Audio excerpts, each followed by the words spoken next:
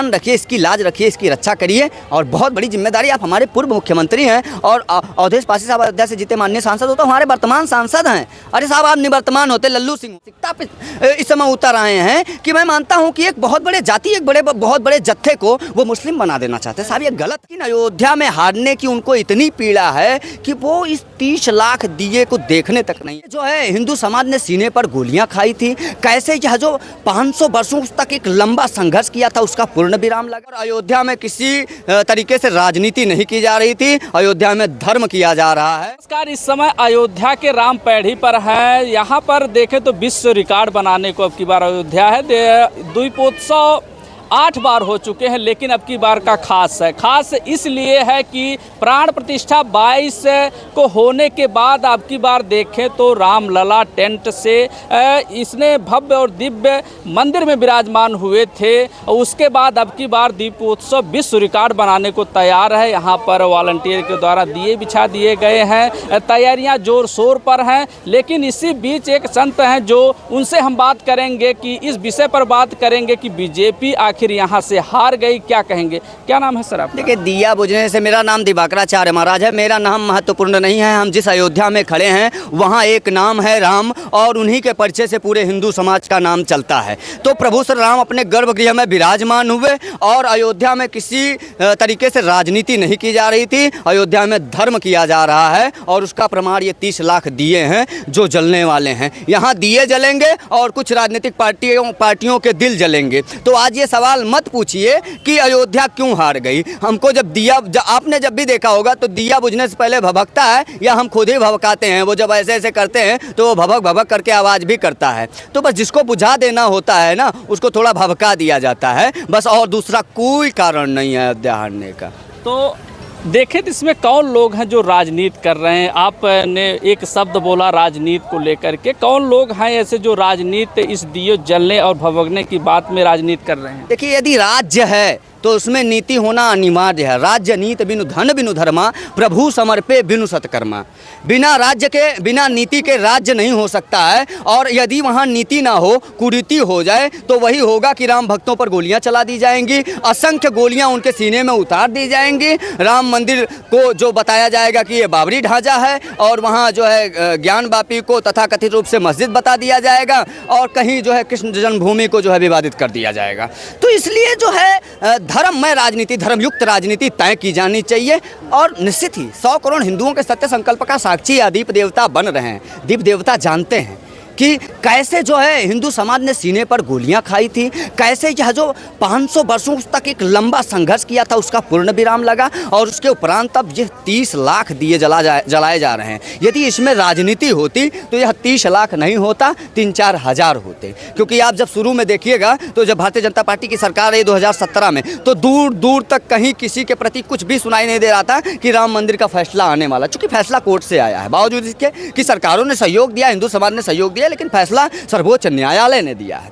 कहीं किसी के कान में जूं तक नहीं रेंग रहा था। लेकिन फिर भी ये राजनीति से परे थी ये अयोध्या। और जब भारत की पहली बार केंद्र में सरकार नरेंद्र मोदी जी के रूप में बनी है, और उत्तर प्रदेश में गोरक्षनाथ पीठाधीश्वर धर्म सम्राट योगी आदित्यनाथ जी महाराज मुख्यमंत्री के रूप में विराजमान हुए हैं, तुरंत बाद ही 2017 में ही 1,70,000 दिया जलाकर विश्व रिकॉर्ड बनाया गया था, जो कि वह रिकॉर्ड भी कोई नहीं तोड़ पाया। और 8वीं बार प्रभु श्री रामलला के नेतृत्व में, मैं नहीं कहूँगा कि नरेंद्र मोदी जी के नेतृत्व में, उत्तर प्रदेश सूबे के सबसे बड़े मुख्यमंत्री आदित्यनाथ योगी जी के नेतृत्व में, नहीं, इस बार रामलला भव्य राम मंदिर में विराजमान हुए हैं। टेंट से निकलकर ठाट पर विराजमान हुए हैं, अपने वैकल्पिक मंदिर, यानी कि जिसमें टेंट की तरीके से बनाकर उसमें प्रभु श्री रामलला रह रहे थे। पानी बरसता था तो टपकता था, ठीक है, वस्त्र बदलने होते थे ना, तो हमें जो है आदेश लेने पड़ते थे कोर्ट से, कमिश्नर से, डीएम से, एसएसपी से।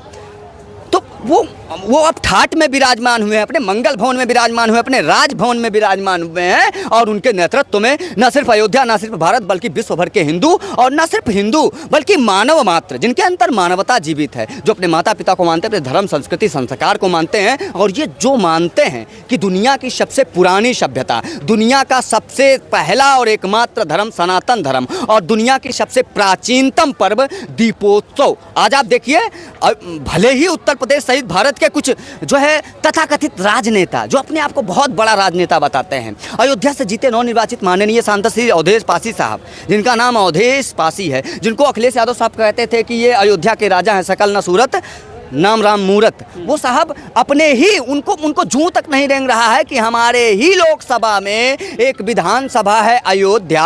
भले भाई आप अयोध्या में 5000 वोट से हार गए, लेकिन फिर भी आप लोकसभा में तो आपके ही आता है। लेकिन अयोध्या में हारने की उनको इतनी पीड़ा है कि वो इस 30 लाख दिए को देखने तक नहीं आ रहे हैं। आखिर ये सांसद की जिम्मेदारी नहीं होती है कि अयोध्या में जो ये 30 लाख दिए जलाए जा रहे हो, न सिर्फ एक बार बल्कि 8वीं बार, आपका एक भी कोई फोटो नहीं है, लेकिन फतिया पढ़ते आपके कई फोटो हैं, आपके नमाज पढ़ते हुए कई फोटो हैं, आप अभी मस्जिद में गए थे वहाँ कई वायरल फोटो हैं। हाँ, कुछ आपके समर्थक कहते हैं कि आप राम भक्त बहुत बड़े हैं, राम भक्त। आप हनुमान मंदिर में, हनुमानगढ़ी में दर्शन करने जाते हैं, आप सरयू स्नान ऐसा करते हैं कि खुदा भी नहीं जानता है कि कैसा पानी पीता है। एक भी फोटो इनका नहीं आएगा सरयू स्नान करते हुए। ऐसा तो नहीं उनको बुलाया नहीं गया, जैसे प्राण प्रतिष्ठा में सिर्फ 8000 लोगों को बुलाया गया। मतलब गजब बात है। माने आप घराती और बराती एक कर देंगे क्या है? अरे हम लोग तो घराती हैं भैया, हम बुलाने के उपेक्षित हैं क्या? अरे हम तो घर के हैं। अब वो भी हमारी इतनी बड़ी वाले तो बोले थे, आपके अयोध्या वाले तो बोले थे कि 8000 लोगों को सिर्फ बुलाया गया, अयोध्या वाले खुद ही नहीं प्राण प्रतिष्ठा में बुलाया। अरे भैया तो वो सांसद जी हैं, यहाँ के जिम्मेदार व्यक्ति, एक प्रतिष्ठित व्यक्ति हैं। अयोध्या के लोगों ने उनको जिताया है, उनको जिताया, उनको भभकाया है। तो इस प्रकार से ना भभकिए साहब कि अभी ये बुझ जाइए। कम से कम 5 साल तक आप लोकसभा में बने रहें, स्वस्थ रहें, प्रसन्न रहें, मस्त रहें, इस दीपोत्सव से जुड़ें, प्रभु श्री राम लला से जुड़ें। ये आपकी विचारधारा कैसी हो गई है? आप भले ही समाजवादी पार्टी के नेता हैं, पर आप हैं तो हिंदू ही, हमारे माननीय सांसद हैं, और उसके बाद भी आपका एक ट्वीट नहीं आता है साहब। बताइए ना, आप संविधान संरक्षक, पीडीए प्रणेता, पीडीए अर्थात पॉपुलेशन डेवलपमेंट अल्पसंख्यक है, उसके प्रणेता श्रीमान अखिलेश यादव साहब एक भी ट्वीट नहीं किए साहब। इफ्तियार पार्टी में पहुंच जाते हैं, जब इफ्तियार पार्टी में जाते हैं तो कई फोटो अलग अलग पोज में, अलग अलग एंगल में उनका ट्वीट होता है। और समाजवादी पार्टी का पूरा आईटी सेल, यानी कि पूरा जत्था समाजवादी पार्टी का इतने व्यवस्थित तरीके से कार्य करता है कि एक भी कोई सोशल मीडिया नहीं पड़ता है, वो वेरीफाई हो या कोई भी हो, एक भी नहीं बचता है कि जिस पर ना डाला जाए। लेकिन बताइए, इतना बड़ा दीपोत्सव, क्या हिंदू समाज इससे पीड़ित नहीं होगा? आप हिंदू समाज के इस भव्य दीपोत्सव में नहीं सम्मिलित हो रहे हैं, आपका एक भी ट्वीट नहीं आ रहा है। ये आपके प्रति रोष नहीं, ये आपके प्रति मेरा रोष नहीं है, बल्कि मैं चाहता हूं कि आप जागरूक होइए श्रीमान जी, क्योंकि अब भारत उत्कृष्ट हो चुका है। बीजेपी सिर्फ वोट बैलेंस के लिए तो हिंदू सबको मानती है। अखिलेश जी थे, उनका जब वो गद्दी से उतरे, योगी जी बैठे, तो उनका गंगा जल से उनकी कुर्सी क्यों धुलवाई गई? अगर आप लोग हिंदू मानते हो उसमें, तो वो आएंगे तो वो यमुना जल से धुलवाई करें, पर वो यमुना के हों तो,